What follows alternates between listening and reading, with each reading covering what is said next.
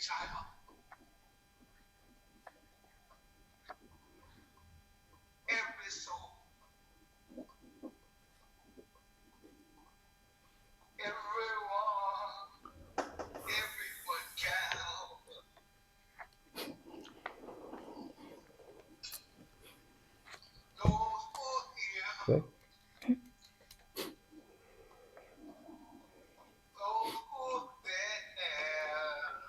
Welcome to This Day, Our Future. I'm Herb Jean Carroll. We will be acknowledging and encouraging. And remember, our children are our future.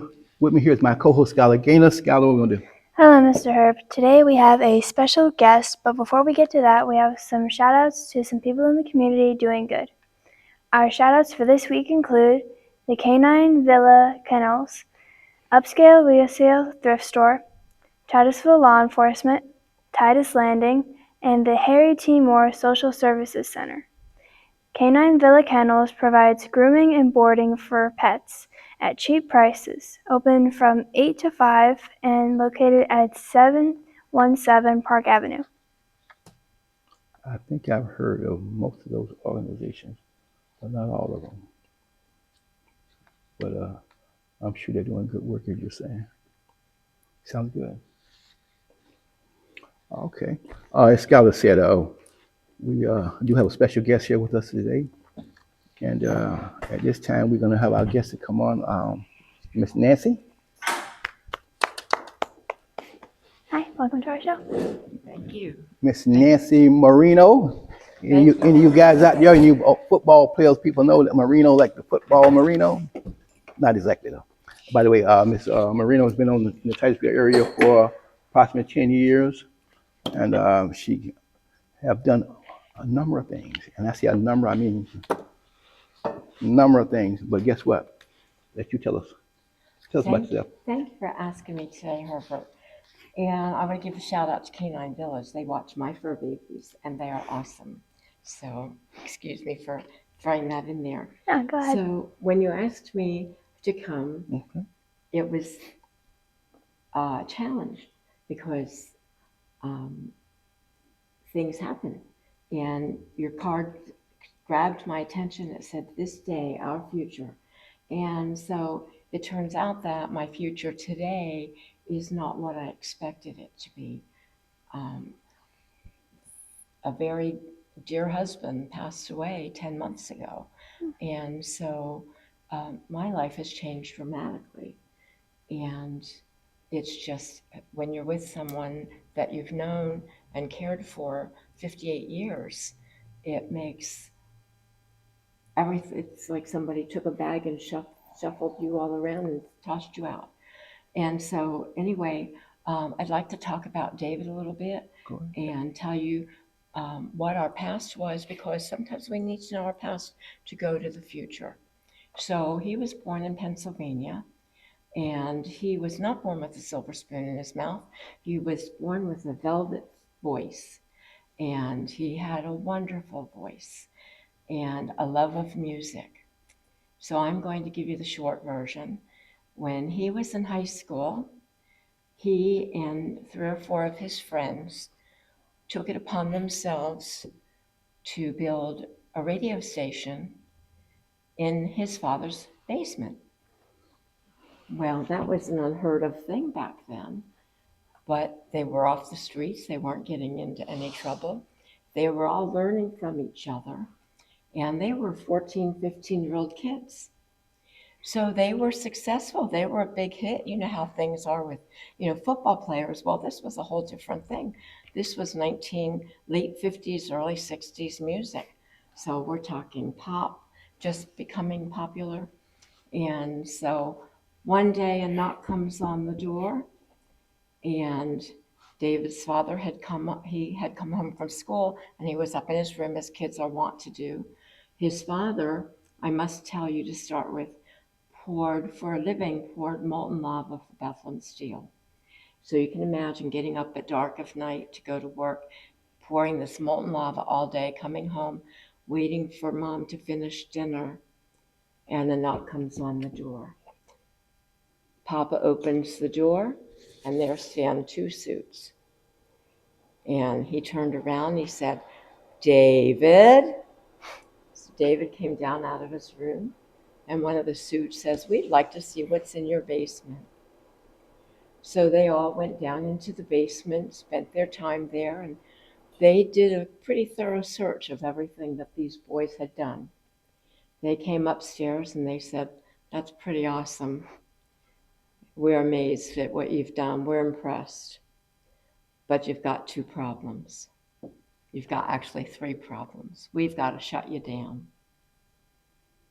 And so he said, the fellow that's talking says, you made 2 big mistakes. The first was that you were broadcasting 2 miles past the limit that the FCC sets. That was your first problem. So we would have to shut you down for that. But you had a second problem. The second problem was that you were selling advertising.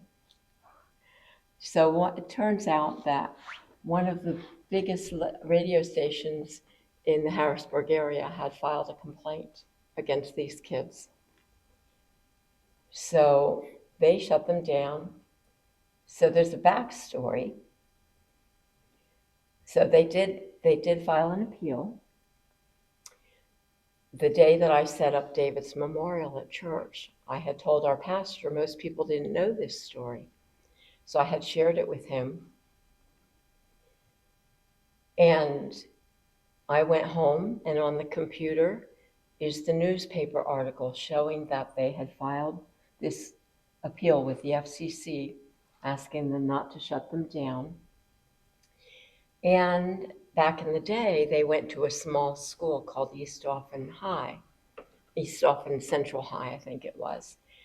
And they didn't have a lot of money, like a big New York school would have, or a Philadelphia school. And even in those days, I don't know that they would have come up with the money that the FCC was saying they needed to have the proper licensing and the proper equipment to do what the FCC required.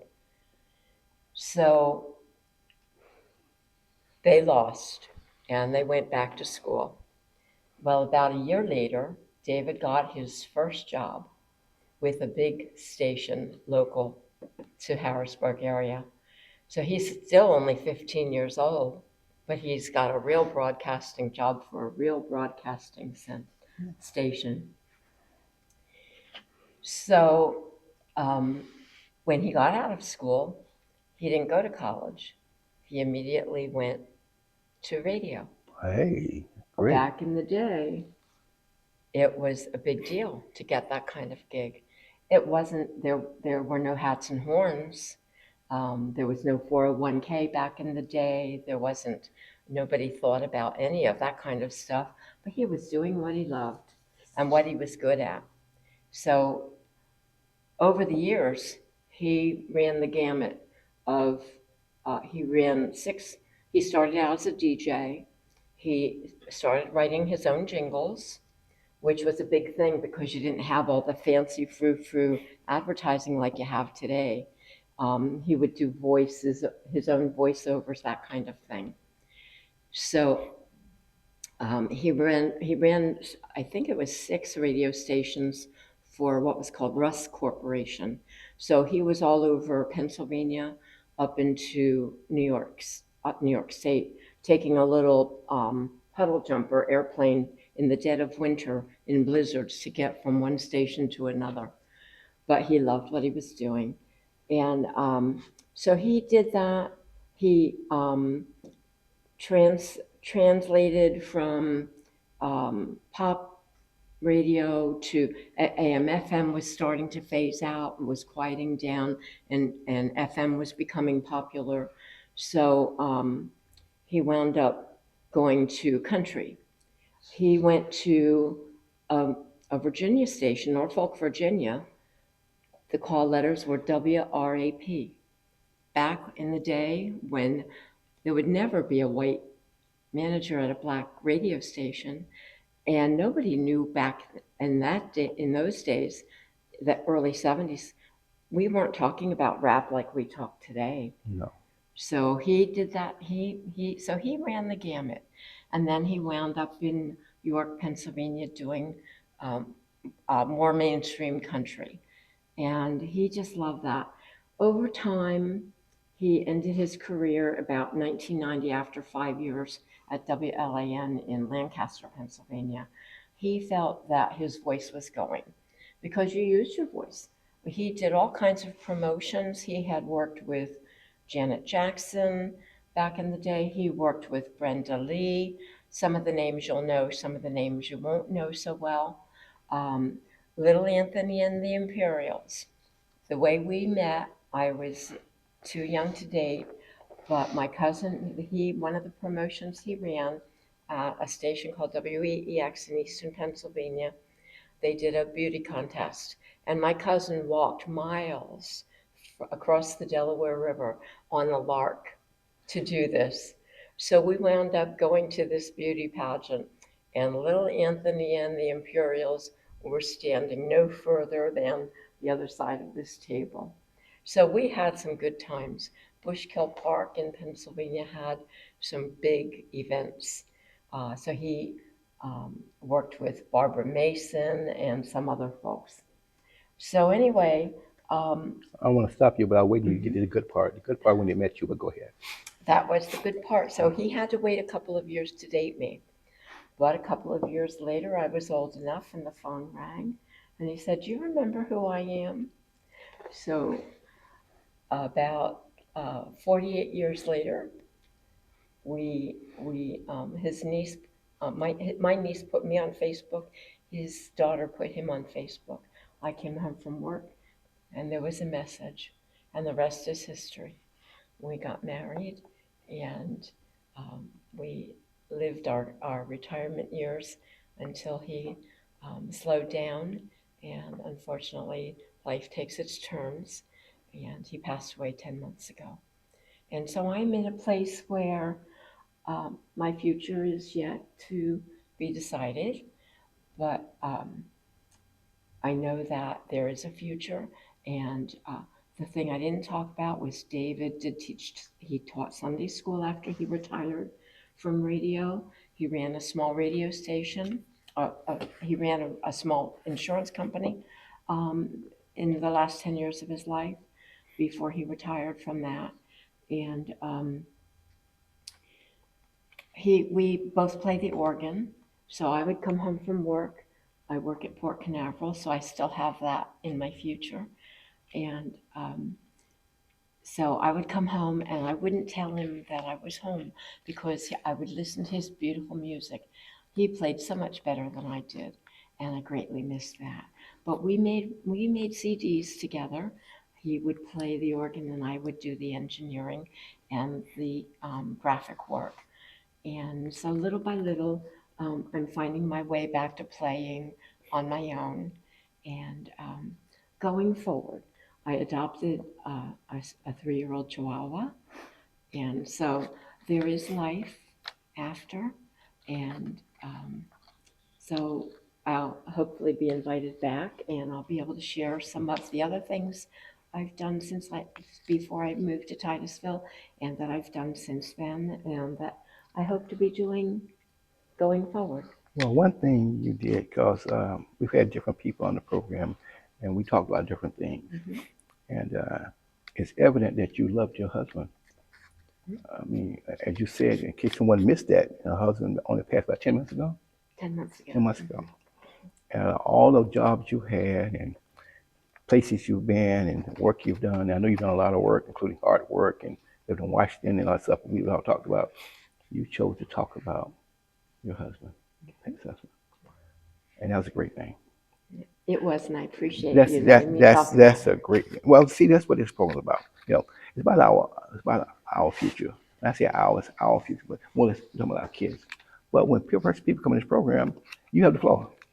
We just don't forget that as an adults here in this world, and don't forget that we have kids that need our encouragement, our support, our teaching as we go on, and that's going to happen.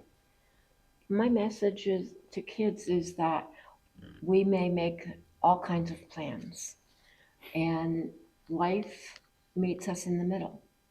And what we expect to be doing can change midstream. You can be a football player with a college scholarship and take the wrong step and you're off the field. You can be a singer and have a polyp on your um, vocal cords. And then you're, look, what am I going to do instead? So life meets us in the middle. And as Christians, we are blessed to have our Father to look to. We are blessed to be able to pray wherever we stand to our Lord Jesus. And so I would like to encourage kids today to have some interest, but honor your God, honor your parents, if for no reason other than that they gave you birth. Honor yourself, honor what you'd like to do, what you'd like to be. It may change. It may not change because you want it to change, but it may change because the Lord has bigger plans for you. So don't ever give up. It's too easy to give up. I spent the first 2 weeks after David passed away. I thought I'd be fine. I'd go back to work, and it wasn't there for me. I people would say, "How are you?" and I'd be a babbling mess. So I stayed home and I stayed in bed with the covers over my head. And a friend fell and broke her hip, and her son kept calling me and saying, "Can you take mom's dog? Can you take mom's dog?" And I had lost my pug the year before. I didn't want another dog, although I love dogs. Um, but I did, and I would not have chosen a Chihuahua, but I knew Sweetie. And he caught me at a weak moment, and I said, "I'm halfway there. I'll be there in 20 minutes. I went and I got her. First day that I was back to work, I came home and I looked on the bed where she would be with my two cats, and she wasn't there.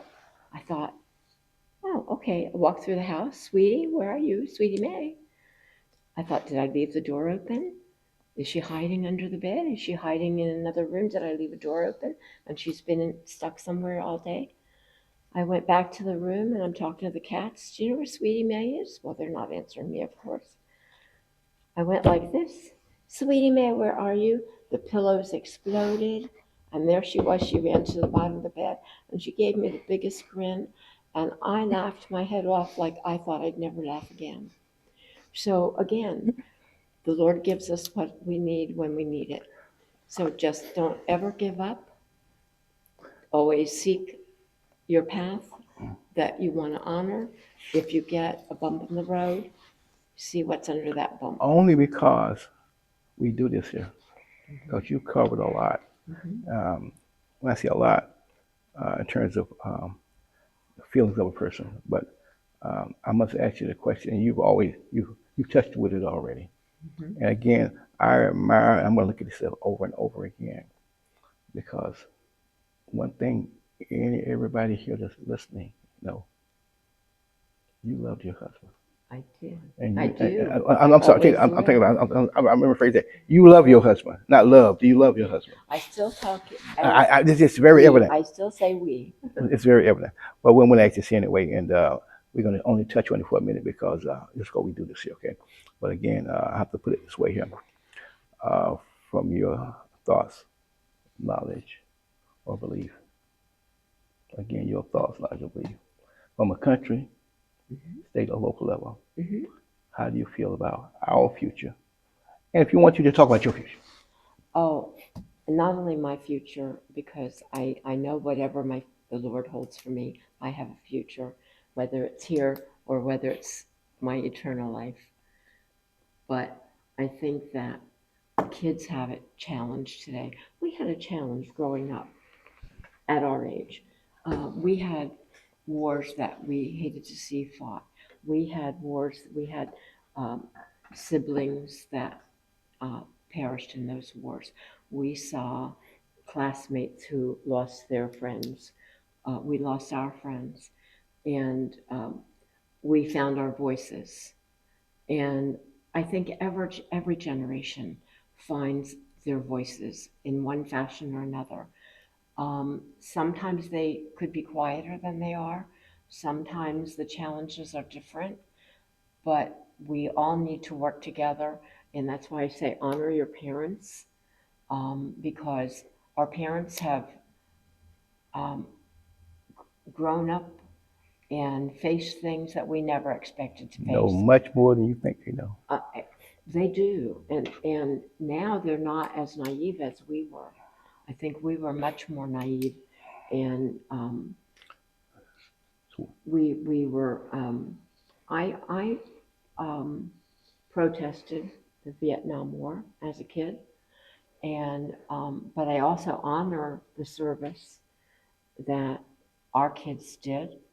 I remember getting a newspaper article, something online from someone in Norway, and my history, I love history, and my history taught me that it was our boys that went to Norway when they were fighting Hitler. And our kids gave their lives. And this person was sending these texts and emails everywhere saying how worthless US kids were and how lazy they were.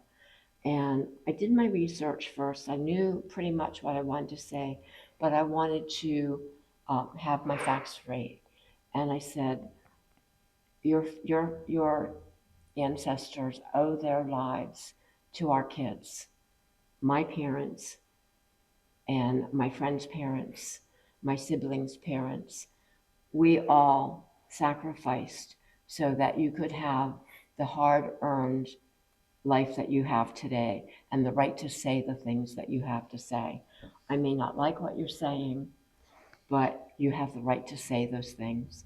And I said, I'm very sorry that you feel that way because our American kids are the reason you can walk the streets today where you live. People all across the world can walk safely in the streets where they live today because our kids gave their lives in Normandy on the beach. They gave their lives in Poland. They gave their lives in Italy. And I'm sorry that you feel that way. And I never got another message like that again. yes. So it's important that we share those memories, those experiences, those things that we've learned the hard way with our kids. And I hope that they'll learn to be appreciative of their parents, of their grandparents, of their aunts and uncles, and listen to their stories because I think we have a responsibility to share our stories, big and small. Let me say this here now. We've talked a little bit away from here, and I know you had some good jobs. That's a great thing, including your artwork, except you're done in Washington. So what I'm about to tell you this year, we're gonna ask you to come back. I appreciate that. I'd be delighted to come back. Now let you come back. We're gonna go a little farther here, but I'm gonna get you on the program. But we're gonna go a little farther here and go to our LC here, and don't move. Come on, Julie. Good evening. As a guest here at This Day Our Future, a Child You Know or Life Center Academy may receive a $500 gift card or donation. Also, Titusville City Council, Public Housing Authority, School Board, County Commissioner, NAACP has monthly meetings. Do I have to say it? I don't have to say it, do I? She knocked out the park again. You did a great job. Thank you. I appreciate it. You know, she does. She does. We a little joke between us sometimes. You know, sometimes we stumble a little bit here and every day. But she knocked out the park today. But yeah, our LC here is something we do. I started in every state, county. They has what we call the LC here. That's the local and that's the community. No matter what state or county you live in, you have public housing authorities. You have city council meetings. You have school board meetings. Again, you have county commissioners, and they meet every month. And so go, listen, speak, and do. Do your part. Again, go, listen, speak, do your part because you're all over. Now, we're going to say this here. We know that our children are our future, and that's what I'm going to talk about. I'm going to talk about until I fall dead. Okay, I'm going to talk about until I fall dead. And as we help, that's what it said. As we help, we encourage, inform, and inspire. That's what we do. Judy, we're almost ready. And I always like to leave by saying this here. True success comes from seeking, serving, sacrifice, and giving. Again, seeking, serving, sacrifice, and giving. Again, I want to thank you for coming on the program. Thank you for asking me. And, again. I appreciate it so much. and again, you got to come back because much you didn't talk about. And it was evident that your husband is still in your heart. When you get to be my age, you have a lot to talk about. Yes, that's I very appreciate it. very evident. So again,